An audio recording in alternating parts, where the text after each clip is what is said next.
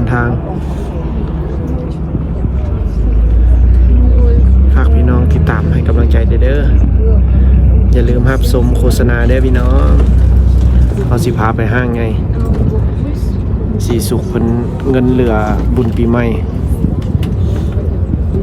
กำลังจะเดินทางเด้อพี่น้องเลยกำลังไปเอาเป็นอะไรฝากเป็นกำลังใจเด้อจะเดินทางอยู่ประมาณ2 ชั่วโมงเด้อพี่น้องเด้อเอาแล้วเป็นจังได๋ฮอดพูดแล้วเฮาสิตัดอีกบ้านนึงให้พี่น้องได้เบิ่งเด้อโอ้นี่ก็เป็นบรรยากาศในรถเมล์พี่น้องเป็นจังได๋เมื่อยมั้ง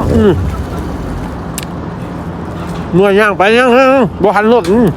จนมืดพี่น้องเอ้ยสวยเมื่อยออกงานอีกแล้วพี่น้องเอ้ยมื้อนี้นะกับสีสุกไปไสแนะนำมึงดูหมดคนนี่เอาสิพาพี่น้องเข้าไปเบิ่งเครื่องสินค้าอยู่ในห้างเป็นเครื่องนึงห้างใหญ่เลยตัวนี้เป็นอาซานอยู่เขตใจกลางเมืองใหญ่ตัวนี้นะว่าป้อเบิ่งแต่ส้นนั้นพุ่นแหละพี่น้อง แต่ส้นนั้นจนว่าส้นนี้เบิ่งสิเข้าไปเอ้าสิเป็นจังได๋คนบ้านเพิ่นก็มา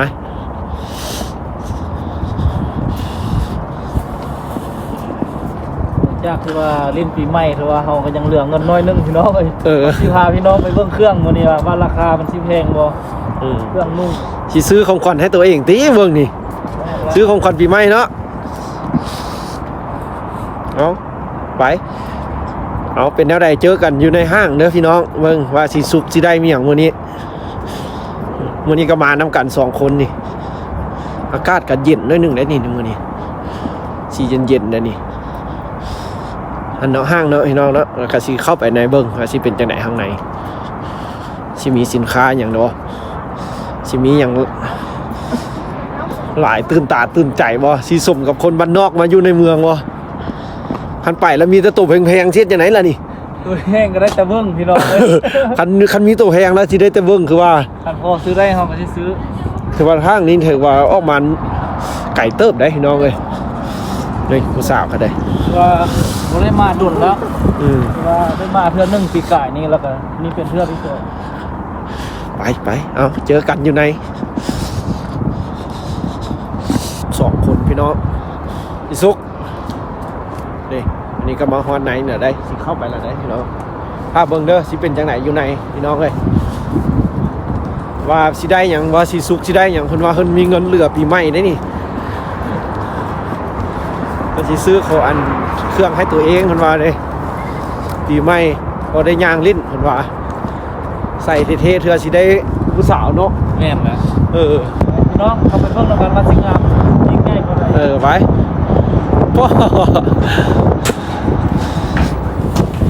เอาลองเบิ่งพร้อมแล้วเอาไว้ป้าโอ้คือว่าอุ่นน้อยหนึ่งไว้อยู่ในนี่เข้าห้องน้ำก่อนมีห้องน้ำมาอยู่นี่โอ้ห้องน้ำโอ้มีห้องน้ำเอาห้องน้ำก่อนผู้ชายเลยนะขักอยู่ได้ห้องน้ำกันเลยเนาะสะอาดงามตาอยู่นี่ห้องน้ำเอาถ้าเบิ่งพี่น้องให้ชีสุคนตีแว่นก่อนแปลงหน้าแปลงตาเบิ่งก่อนที่เข้าไปนี่โอ้ยเนาะถ่ายตัวกับมาถ่ายเนาะมาถ่ายตัวเฮ็ดเบาอีกแปลงเบาเข้าบ้านใหญ่เด้บ้านนอกเข้าในเมืองสิได้ลูกกับลูกซื้อพี่น้องใส่ลูกไปกับลูกมาซื้อเอาเจอกันเนาะพี่น้องเบิ่งสิเป็นจังได๋ป้าเบิ่งถ่ายข้างหน้าก่อนเด้อคือว่าคักเด้พี่น้องป่านคันแม่นบ้านเฮาก็ซ้ำกับเวียงจันทน์เซ็นเตอร์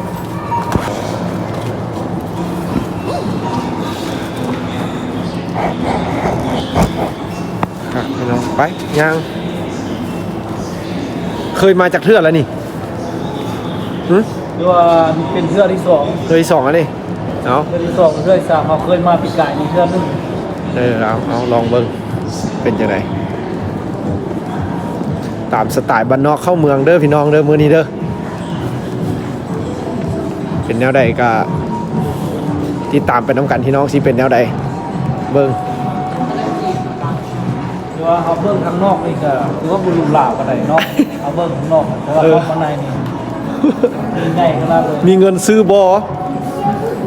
มีเงินซื้อ มีเงินซื้อบอนะไปยังเด้อันแนวนี้ดิบ่เป็นแต่ปะเว้ยแต่เข้าเบิ่งอันแนวนี้ เขาเบิ่งอ่ะ แพงตี้หันแกยังมีส่วนหลุดได้หันมีส่วนหลุดแล้วจังเบิ่งเด้เอาปิดก่อนเด้อเอาตอนนี้ก็เข้ามาหาลองเบิ่งสิเบิ่งเครื่องเบิ่งอย่างพี่น้องสิมีหยังบ่ป้าเครื่องสินค้าเนาะนี่เสื้อตัวสีดำนี่มักคันมาแล้วจักเบิ่งแต่สเก็ตเด้เสื้อแจ็คเก็ตว่างามเนาะ น้ำ งามเบอร์เอสคือกับของเฮาบ่นี่สิ่งใดคือกันนะเด้เบิ่งดูให้มันเท่าใด บ่มีราคาเนาะ ปอราคาวะหั่น ราคา 5,900 5,999ซ้ำ เป็นเงินลาวเท่าใดนี่ เงินลาวก็ประมาณ1ล้านกับ500,000กีบ ไปบ่ใส่เทื่อยังใส่บ่ได้มันขายอ๋อพี่ลึกแหงเนาะของหนูไอ้เด้สิมีเงินซื้อนี่ตัวนี้ก็ยังพอขายนี่นะ7-8 แสน ประมาณ800,000 ไปเวียกมื้อหนึงพอดีเบิด แม่นอยู่บ่พี่น้องเอ้ยมื้อนี้นะ คือ เด้เสื้อวินเทจก็มีได้นี่ คือ นะ ว่ามีแต่ตัววินเทจวินเทจเท่าไหร่เบิ่งวินเทจดูอ๋อ 500,000 พี่น้องเลย 5 แสน วินเทจล้านหนึงน่าจะได้เที่ยว ไปยัง บ่มีหยังหลายพี่น้องเอ้ยมื้อนี้คือสิได้เบิ่งแต่ราคาแล้วพี่น้อง ว้าให้มันได้ตัวหนึงเด้ทำบ่ได้หยังก็เอาสลิปนี้เบิ่งสลิปนี้ จากจริงในพี่น้องเอ้ยยังฮู้ว่าราคาเท่าไหร่เบิ่งเด้อ 700 ประมาณ800ประมาณ2แสน 2 แสน 2 แสนสีเหลืองนี่สีสุก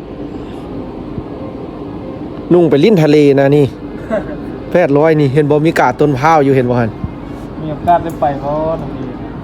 ไปลิ้นทะเลนะได้หั่น 250,000 ไปลิ้นทะเลได้หั่น ได้แต่เฮาสิไปลิ้นอยู่ไสเลยเด้ ทะเลอยู่ไสบ่มีทะเลเนาะเมืองนี้เนาะ อยู่เมืองเฮา โอ้กูแล้วแม่นสีเหลืองนี่เด้อกูเด้อ นี่ มักสีเหลืองนี่เด้อเสื้อบักขาวนี่เท่าใดนี่600เย้ยสีสุกนี่ได้แล้วสีสุก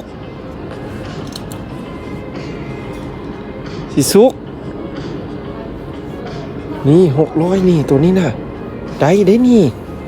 เฮียบักคักเลยนี่เฮียบักคัก600ได้การแน่น 700เนาะ 600 700ได้แน่นที่สุดนี่มันก็มียูเครื่องรุ่นเฮานะเครื่องราคาเฮานะเพิ่นเอ็ดมาให้เฮาใส่ก็มียู เพิ่นก็บ่ได้เอ็ดให้แต่คนรวยใส่คนบ้านนอกเขาก็ใส่ได้คือกันนี่สิสุกตัวรุ่นนี้น่ะ ราคาจับจองเลยเนาะ เบิ่งคักแน่นตอนนั้นเบิ่งเซ็กเบิ่งดูเบิ่งหลายๆตัวเบิ่งดู 700นี่นะ ใส่เอามาเบิ่งดู รา 700 คาพอจับจองได้อยู่พี่น้องเลยแต่ว่า พอ เฮา เพิ่น สิเลือกเบิ่งก่อนถ้าเป็นอะไรเฮาจังสิเอา จักมาเอาถ้ามันเอาได้เป็นตาเอาละตัวนี้น่ะเบิ่งหลายบ่อนบ่ได้หยังกันมันได้ตัวหนึงได้มื้อนี้น่ะนี่สีดำนี่ก็มันถือไก่ได้นี่สีดำคักๆได้เบิ่งดูมันเบิ่งราคาดูสีดำให้ โอ้เริ่มขึ้นอีกแล้ว เท่าไหร่ เริ่มขึ้น โอ้800สี เริ่มขึ้น ดำ แล้ว 800 สีดำจะแพงกว่าสีขาวอยู่นี่นะ ก็มีอยู่ตัวราคาบ้านเฮาก็มีอยู่เพิ่นก็เอ็ดมาผลิตให้หลายคนใช้อยู่ก็บ่ได้ให้แต่เฉพาะคนนั้นเบิ่งหลายๆตัวเครื่องหลายอยู่พี่น้องเอ้ยเอาเขาอยากมีเงินหลายๆนี่มันเลาะเอานี่ แต่ว่าสีบ่ได้เห็นคลิปนี้แล้วถ้าว่าอยากได้กับสร้างกับพวกเฮาก็ได้ FC อยากได้แล้วสั่งมาเด้ออีกโบมอนี่มีแผนการสิไปลาวนี่ 2-3 คนได้สิส่งไปลาวนี่นะสิมายามบ้านยามซ่องนี่มี 2-3 คนเด้อ การ FC ทางลาวเฮาสิมีคนเดินทางไปบ้านเด้ออยากได้แนวใดละ สั่งมา จะได้ตัวใดราคาอะไรราคาเน้นบอก คอมเมนต์บอกแล้วโอนเงินมาพร้อม เลยสิจัดให้โอนมาบอก งานนี้พี่น้อง ยับลงมาน้อยนึงแล้วพี่น้องเลยราคา เท่าไหร่ 900 1,900ยี่ห้ออย่างไร นี่เป็นเบียนของอัน X เอ็กเซจากโบฮูเราบ่เคยเห็นเนาะโบฮูจาก สองย่านนี่แหละจี้เจ จีเจเอ็กเซอันนี้นะ แบบเป็นห้านแบรนด์ไผแบรนด์มันพี่น้องเลยคักได้นี่อันนี้ก็พอได้เรื่องเด้อสะอาดคักไปเฮ็ดเวียกจัก3มื้อแล้วพอดีมาย่างเขาพอดีม่วนนิดนึงเอาแท้ว่าหั่น มาเบิ่งขึ้นแล้ว ราคาเซาให้เซานาพี่น้องเฮ้ย เอาลงมาจับลงมาเบิ่งเอาตัวนี้เนี่ยวะนี่ เอาไปลองเบิ่งพี่น้อง เอาไปลองเบิ่งดู ใส่แว่นแยงมาก่อน ไปลองเบิ่ง ตาก็มันก็จะเข้าอยู่ แกใส่โลดทึกแล้วค่อยเอาเป๊ะแล้วจังเอาสีสุกเฮ็ดแล้วพี่น้องเอ้ยเซาให้เซานาเพิ่นว่าราคานี้น่ะหาหมดมือแล้วสิบ่ได้แล้วเพิ่นว่าอยากได้แฮงของขวัญปีใหม่ตัวเองมาสิจับให้มีกระเป๋าเงินอีกตัวอยู่นี่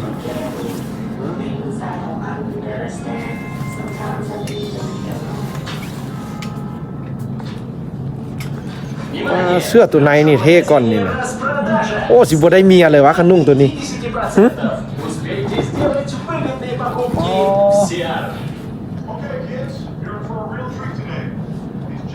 ป้านี่ พี่น้องเอ้ย ว่าแล้วคากสุดกูยันได้เมียกับบาดแท้สิสุกเข็ดละมื้อนี้นะ ทาอยู่นี่บนนึง เอาสิท่าอยู่นี่เด้อจะไหนเรียบร้อย ได้แล้วพี่น้องเอ้ยเอาตัวนี้ ไป นี่ ได้ ตุยเลยตุยได้ตัว ได้สุดหนึ่งเนาะได้ทั้งเสื้อทั้งโซ่งเนาะ แม่น เอาเดี๋ยวเช็คบินพี่น้องเบิ้งราคาที่เขาไหนรวมหมดเดี๋ยวสิสรุปให้เบิ้งเสื้อกระซองโตกล่องอัญญะอีกฮะสิหมดเงินเท่าไหร่ลองเบิ้งสิสุกเฮ็ดมื้อนี้เอาเรียบร้อยได้ละพี่น้องหมดเท่าไหร่ สองตัว3,000 ใส่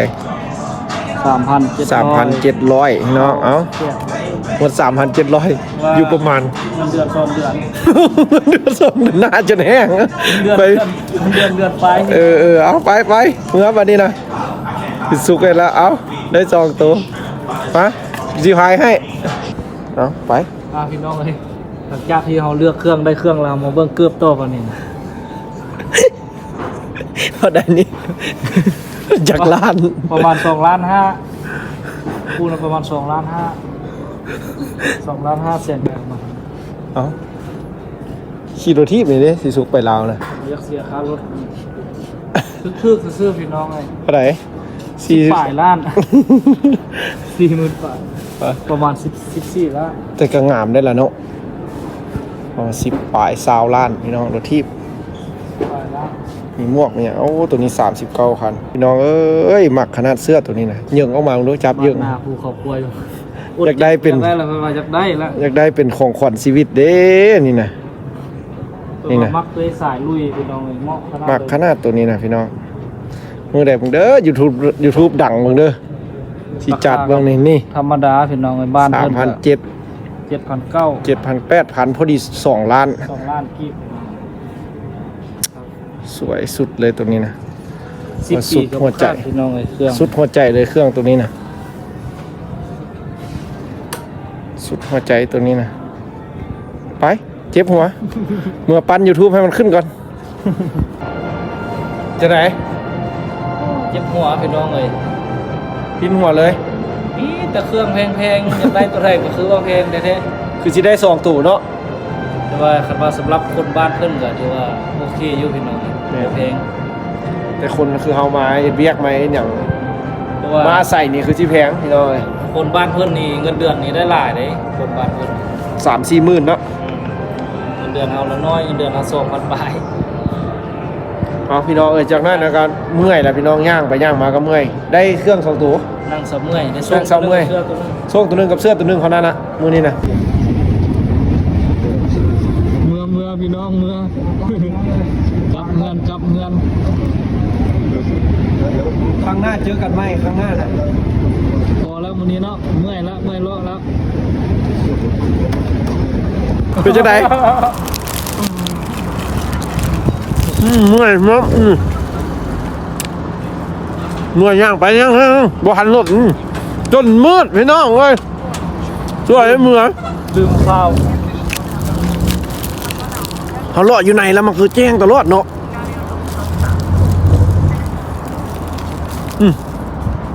เรามือคือเลย9 โมง